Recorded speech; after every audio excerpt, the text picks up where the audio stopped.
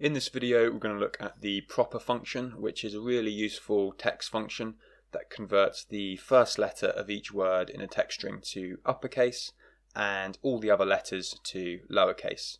So we've got a short list of destinations here, and they're written out as the city and then the state, so Los Angeles, California, Houston, Texas, etc. And what you'll notice is that the formatting is really inconsistent. So here we've got capital L, but then a lowercase a and capital C. Here everything is lowercase. Here we've got, Chicago written out properly with the capital C, but then everything for Illinois is in uppercase. And we can use the proper function to correct this. So we're going to just write out equals proper. And then you just select the text that you want to change, hit enter, and then we just drag these down.